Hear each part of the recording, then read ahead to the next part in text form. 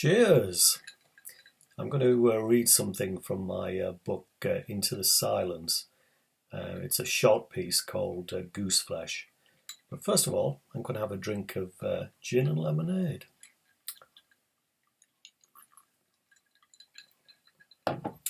Lovely. Okay, let me find the piece.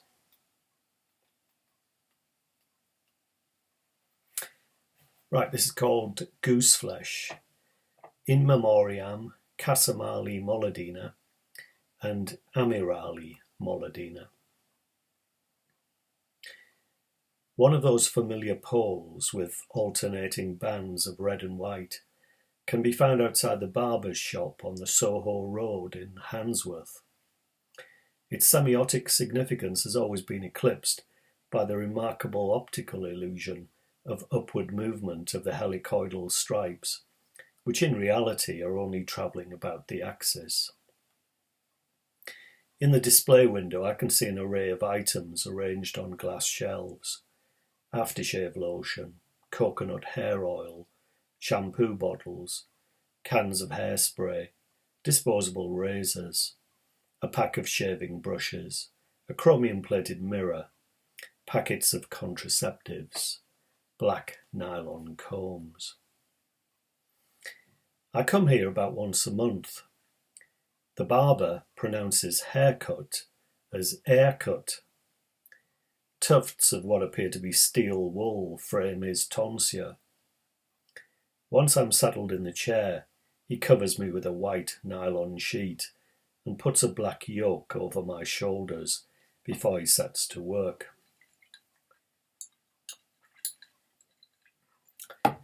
The vibrating diaphragm inside the transistor radio emits a comforting babble, but the drone of the electric clippers never fails to annoy me, a swarm of wasps buzzing in my ears. I prefer it when he uses the scissors instead. Throughout the procedure, he manipulates my head up and down, as though arranging a tableau vivant. After he has stropped the blade of the cutthroat on a leather strap, the barber scrapes away the hairs on the back of my neck with a surgeon's precision. Then he holds up a mirror behind my head, moving it adroitly from side to side as he awaits my nod of approval. Finally, he unshrouds me and hands me a paper tissue. Soon I'm outside again, screwing up my eyes against the lacerating brightness of a September afternoon.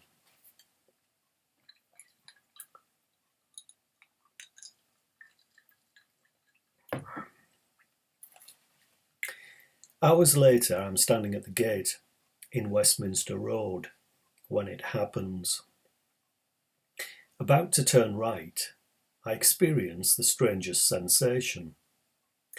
The gooseflesh that creeps over my skin is a manifestation of the uncanny, rupturing the fabric of reality. My body swings me definitively to the left, the direction Dante takes with Virgil down through the circles of hell.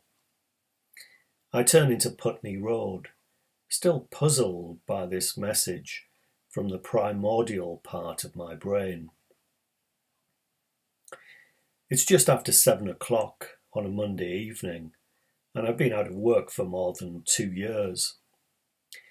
The miners, that heavy brigade of the working class, have already been eviscerated.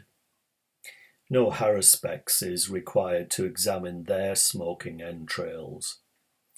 They have returned to their underground burrows while they are still able to do so. They remind me of the enslaved Nibelungs in Wagner's Das Rheingold, except Alberich is no longer a whip-wielding dwarf. He's become a woman with a bouffant hairstyle who is taking elocution lessons to deepen her hectoring voice.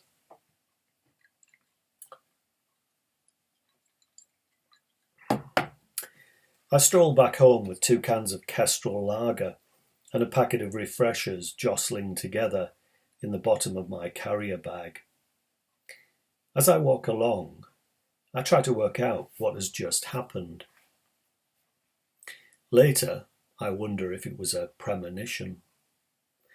At such a distance, my hearing certainly wasn't acute enough to pick up the sound of breaking glass, nor was my sense of smell sufficiently sensitive to the smoke molecules rising in the air less than half a mile away. When I reach my shitty bedsit with its threadbare settee, Erica typewriter and MFI desk, the radio crackles menacingly like a forest fire. There's a clanging of fire engines and police sirens in the distance. Despite the sense of incipient danger, I feel an urge to go back out into the evening. But to do what exactly? I remain beside the window as darkness falls.